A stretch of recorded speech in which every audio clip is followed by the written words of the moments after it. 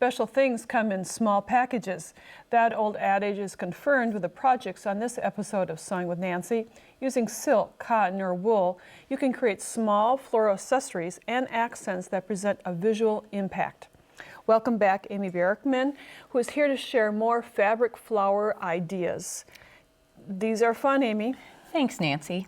We're going to start with the coil blossom flower. Made with cording and bias strips of fabric, the coils can be large or small, plus the adornments can be worn as hair, garment, or even shoe accessories. Fabric flowers, that's what's coming up next on Sewing with Nancy.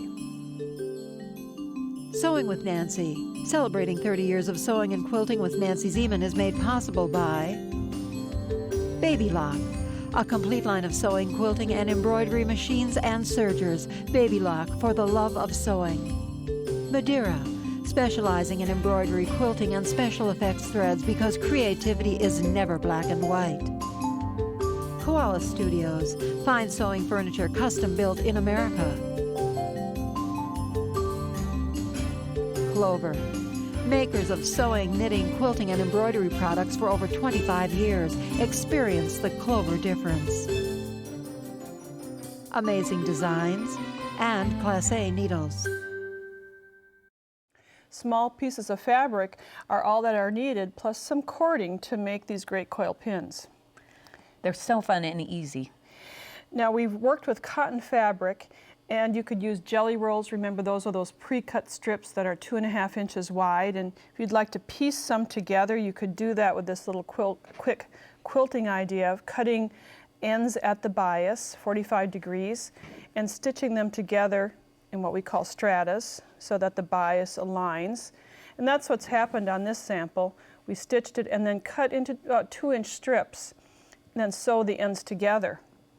Or you could just cut bias squares, different widths. Different widths just add a little variety to the placement of the fabrics in the pin. Sew together, and then you're going to create the cording. Now, this is heavy cording. This is the thicker version that will just be actually sewing. So you wrap, right, matching wrong sides around the cording, and here's a close-up of how you use your zipper foot to stitch along the cording so that you have a nice snug fit of the cording. And that's the extent of the sewing. Seaming the pieces, stitching the cording. And then it's hand sewing.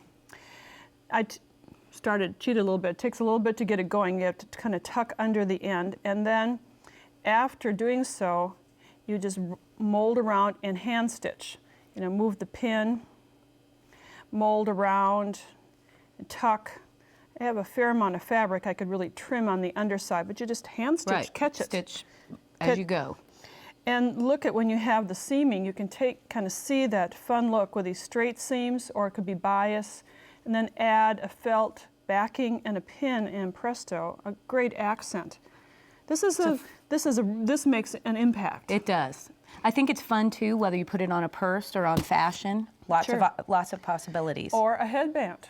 Here we have a headband, and this is interesting. Instead of a pin back, we have a little casing for the headband. You can see the really beautiful color palette that we used with these batiks.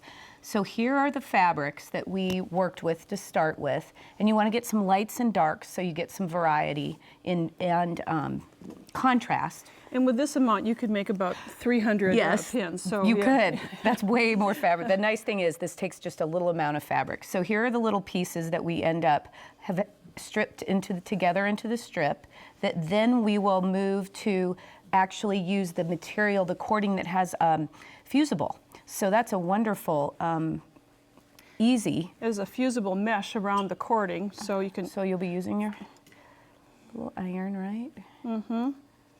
Careful. Melt it together. It's like magic. I love it. So we'll just work along our way, and then you'll see what we've done here where we've started to coil. And again, you'll just be hand stitching, pinning as you go. So you can do a little bit of sewing, a little bit of pressing, and then coil it, but you have to kind of wrap one circumference around and then stitch, wrap another one and quickly hand stitch. great TV listening project. Exactly, I listen to TV, exactly, I think. Hope you're not exactly. listening, just hope you're watching too. But so here we have the finish coil, the pin back or the slip back. Great for your daughter wears this. This is fun. So She even put it on a shoe. We did it as Oh. a shoe clip. wonderful. So a lot of options for this fabric flower. Go on a fabric hunt to the back of your closet for the ideal fabrics for our next fabric flower. Search for 2 shades of denim jeans that you're no longer wearing and turn them into a spectacular ragged edge rose. Amy provided the creativity. All we have to do is stitch. How many of you have jeans of all sizes and shapes maybe you just can't part with? You don't need a lot of fabric, as in all of our projects for this series, and it's attractive. Very simple, and always, denim's always available and so inexpensive. Now we have 2 types of denim here, as we mentioned, a lighter weight and then in a heavier weight. The lighter weight is going to be folded. Correct, yes. So you want to find something that's just a little more chambray feeling. And then for the other fabric, we wanted something that when you fray it, you'll have that white contrast. Now most jeans, the filling or the weft yarns are lighter, and that's the crosswise yarns. So you can see that we have the white yarns coming here, but Right. you know, you get a more of a effect for this ragged edge by not cutting the fabric. Right, you want to rip it. And actually, you can see here just how simple it is for us to rip a strip. And then you'll go back and, you know, pull Sure. and fray the edges, and that will give us that contrast. So we've cut a 2-inch strip, nipped in the jeans 2 inches, and then frayed the edges, and then you can even further, as Amy pointed out, just pull those yarns and so you can ravel Right. them. Sometimes Well, even here we using a go. pin Here we go. to I got help it. you grab Yeah. it will help. So you can fray just 1 inch so that you have 1/4 of an inch. Now the other piece, that's where you'd like the lighter weight. Right, exactly. That's going to be the folded piece that you're going to, so just fold that in half, and you can 3 see inches, folded in half. here we have it pinned, and then that's what's going to be layered against the frayed edge. So here, let's just stack these together. I guess I'll flip them over this Right. way. And And then you'll stitch along that edge. now you may want to turn under an angle first so that you get a nice little inside and outside finished technique, and that's kind of, let me What we move have this, here. but this is what we have here. Right. We basted along the edges and folded under the ends of each of the pieces. And you can And that'll be the beginning and Yeah. end of the flower. Now you can gather this edge, the raw edge, or Right. and you can use your sewing machine, run some basting threads, or we're kind of I love we're this. kind of doing things quickly today. This is gathering tape. I'm going to bring Fusible. the little iron. Now before you fuse this down, it's fusible like interfacing, and you can see blue threads on one side and white threads on the other. You want to be able to see the blue threads. Just show you the Otherwise, magic here. you'll get the gathering tape on your iron. Yes, look how quickly this fuses. It really is quite effective for this. Then you draw the gathering cords as we have done here, and Amy quickly will just show that you've You just wrap and turn, and to create the blossom, and stitch as you go, and finish it with a nice denim piece on the bottom and a pin back. in just 1 hour, you'll have a ragged edge rose. Think neckties are just for guys? Well, think again. Neckties never looked so good before they became a tailored tie flower. For our most tailored of fabric flowers, hunt down 2 coordinating silk ties. After a few seconds of unsewing, they're ready for refashioning. Here's how. Amy has many samples of these tailored tie flowers, and I just wanted Yeah. to share just all the fun we've had with these. So you can see the different color combinations that Yes. we've created depending on the ties we've been able to purchase. Here I wanted to share where you can see the combination where if you swap the layering of 2 different ties, the different effect you get. And this shows you where we added the zipper as a fun accent with the flower. so it has ties and then zipper tape. You might have some old zipper tape at home, and that would be great on a handbag. I love, especially if you do a bag out of actually ties, you can add a fun accent. We've done that. And you've mentioned a lot of it, the fun is in the hunt. It is in the hunt. That's my favorite part, is finding these treasures and then combining them together. Here you can, I'm showing you a couple of versions of combinations we have in this. It's easy. You're just going to deconstruct the tie. This gives you a little idea of how the process is pretty quick. Very quick, and it's cut on the bias already, and you could use one side or both sides. Or the other. Yeah, so you could have both of your fabrics from one tie, really. Right, and that'd be a great combination, I think.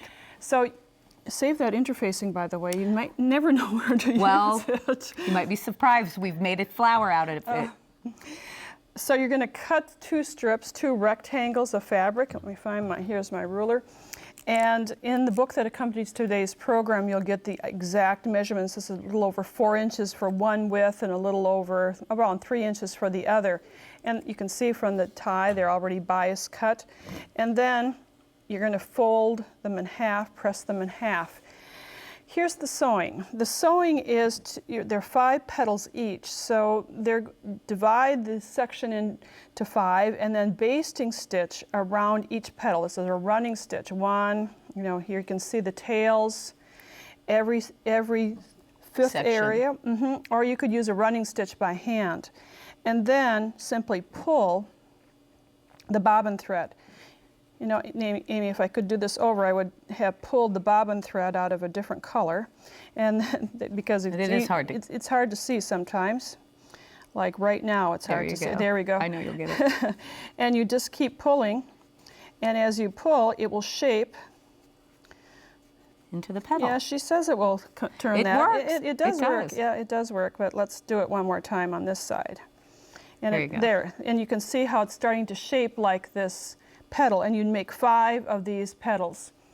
We'll stack these. You make it into a circle, and then after you've made the large section, then you make the small section, contrasting, stack one on top of the other, offsetting the petals, right? Right, and then the button, covered button, fun. So I don't have these sewn, but you'd add a pin to the back, and it is an attractive way to make a tailored tie flower. Add a satin stitch to the edges of petal shapes cut from wool felt, and you're ready to create a lily. Stacking and stitching adds dimension.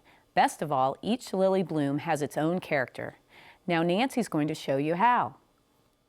I really do think that this fabric flower resembles a lily and a lily pad, and the pretty colors also have the same idea, reflection. So we have turquoises to olives, or you could make it in many different colors.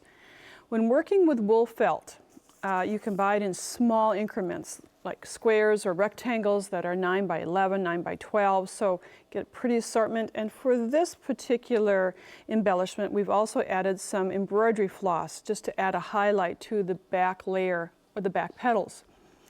In the book that accompanies today's program, you'll find that there are petal shapes. Out of the largest one, you just cut 1 piece, 2 pieces for the middle, and 1 of the smallest. You can just see some of the lines that are given there for you for the hand stitching. You can add stitching as any way that you'd like. But the main thing is to get the satin stitching that added some element around the edges. So after cutting these out, why don't you pin them to a water-soluble stabilizer and then do a satin stitching. And it doesn't not have to be a very dense stitch. It can be, I have my width at about 2.5 and the length at 1. And I'm going to stitch around the edge. And make certain that when you set it at your machine, that you're going in the clockwise motion. That will make it easier to do outward curves than inward curves. Trust me, I have done it the other way and it's not as easy. So we'll just satin stitch. And when you're satin stitching on a stabilizer, it's like having a supportive fabric. And most of the stabilizer can be removed just by tearing it. I really didn't even find it necessary to immerse the fabric in water. So then try to stop with the needle in the left position, and then raise the foot, pivot, and then continue turning. If you've never satin stitched, this would probably be a great place to start because it's really free form. It's pretty artsy type of sewing, so you don't have to have things exacting. And then just continue stitching around all the areas and then stop again with the needle in the left position, pivot, and you get the general idea. So after you have satin stitched all of the layers, then you'll have to remove the stabilizer, and it just tears away. You can tear it away from the front and as well as the back. Then stack the layers. Stack these 4 layers, one on top of the other. And here we got a little thread. If you'd like beforehand, what you can do is satin stitch long threads, long stitches for the back area, and then sew together, hand stitch together. Now, since I haven't tacked this layer, I'll just show you on these 3 layers. It's flat right now, not too attractive, or not as attractive as if it had some tucks in it. So just pleat in little 1/4-inch tucks. And again, a small project that requires some hand stitching and some machine stitching. So you sew in the tucks, or pin them in first of all, like this, and then do a little hand tacking. And I'll show you on the back, just some running stitch hand tacks. And just keep doing it to all layers, very dimensional, and a perfect fabric flower made from felted wool. Gather retired t-shirts and have a party making frilly flowers. Cut crosswise strips of the t-shirt fabric. With a simple pull and tug, the necklace portion is formed. The flower is easy. Cut, fold, and stitch. Create this flower with a minimum of effort and maximum of impact. This is a flower that I never thought I'd be making. It's very sloppy sewing. Well, I know, but it really, once it turns out, you're going to love it. You're going to love it. We take a look at it, and the necklace portion is crazy, but fun.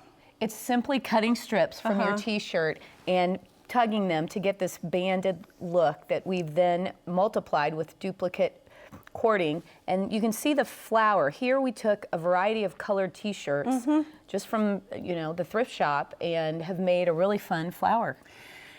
Amy likes to hunt down fabrics, and you found 3 beautiful colors to go together.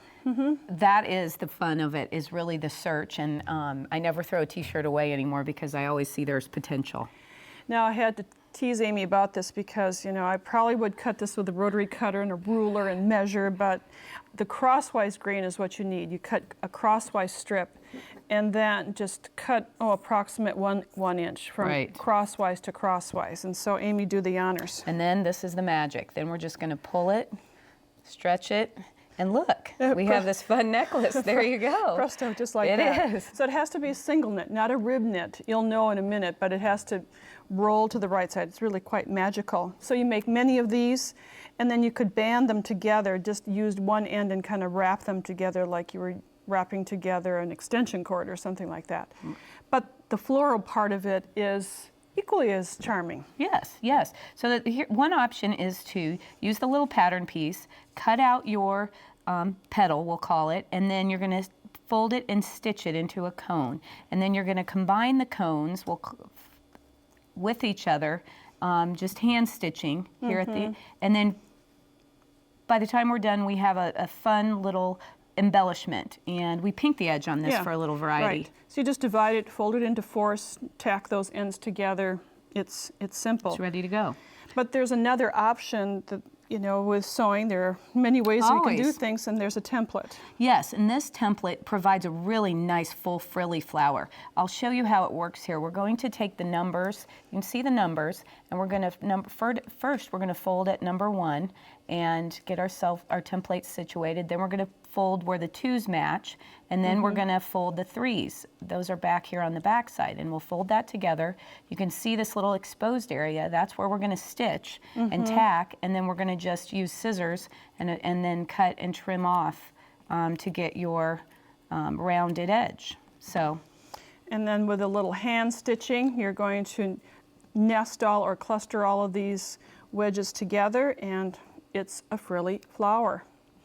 Well, we'll take another look at our finished necklace, and you can see that it's charming.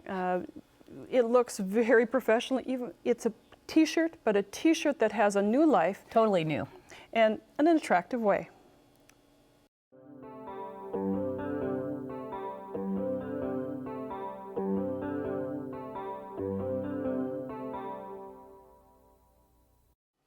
3 years ago, Rachel O'Neill was my guest for a Nancy's Corner segment, telling us how to make pillowcase dresses for little girls in Africa.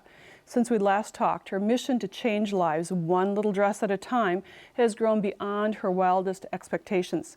Rachel joins us via Skype to give us an update on Little Dresses for Africa. It's great to see you again, Rachel. Good to see you, Nancy. 3 years ago, we noted that there were 200,000 pillowcase dresses that were made, and now 3 years later, give us the number. Well, we have 560,000 dresses that have gone out now. Quite a change. And I know many Sewing with Nancy viewers have made these dresses, and it's exciting to hear the growth and the great changes you have made in people's lives. Thank you so much. It's been amazing. Now, you go to Africa about once a year. Yes, I lead a team once a year. And you're not only giving away dresses, but now it has grown beyond that to a school. Tell us about the school.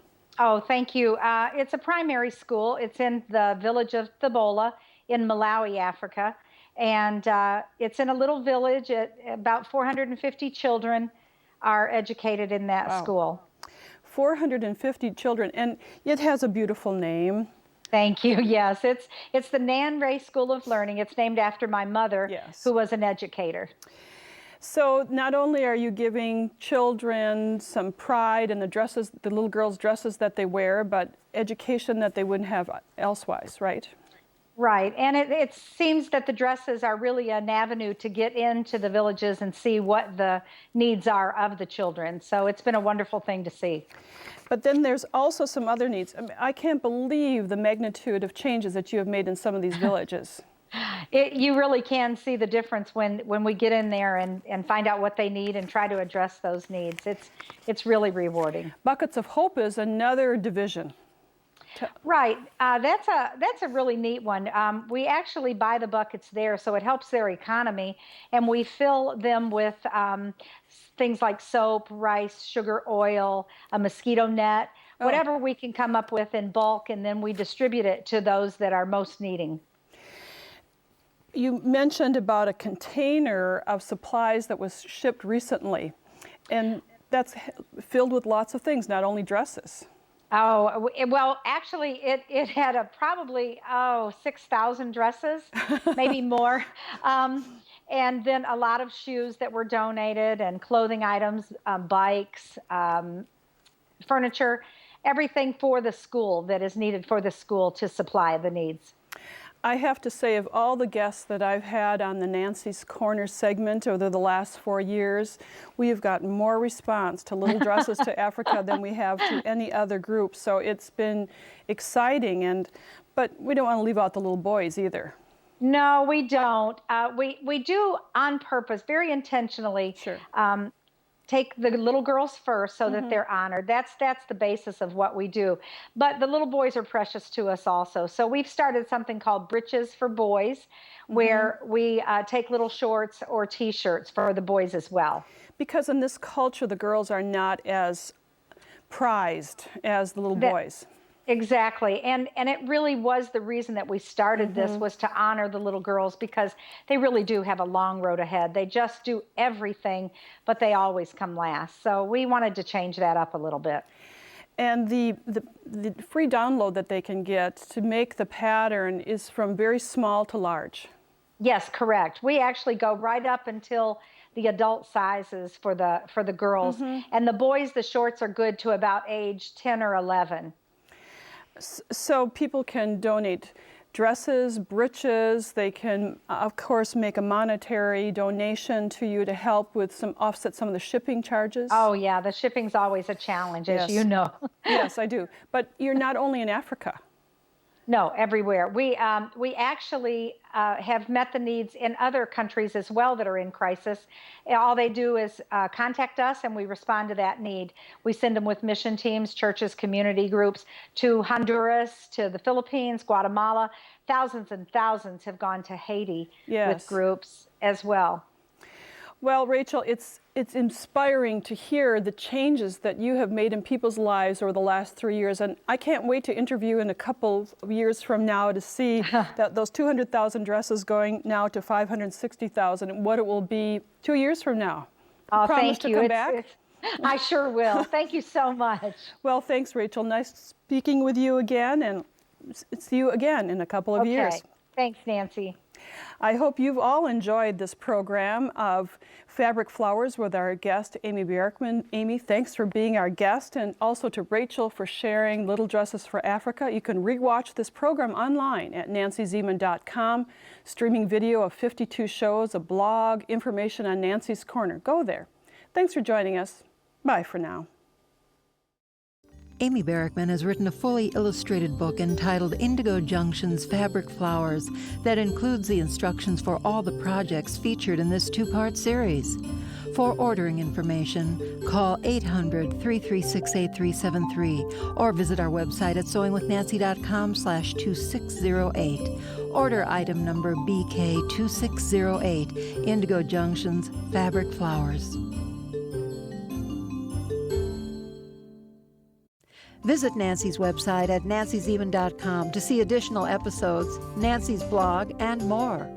Sewing with Nancy, celebrating 30 years of sewing and quilting with Nancy Zieman, has been brought to you by Baby Lock, Madeira Threads, Koala Studios, Clover, Amazing Designs and Class A Needles.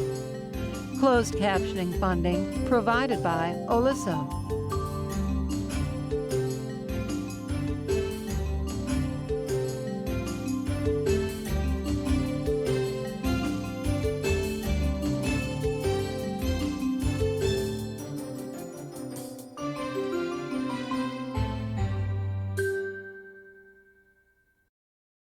Sewing with Nancy is a co-production of Nancy Zieman Productions and Wisconsin Public Television.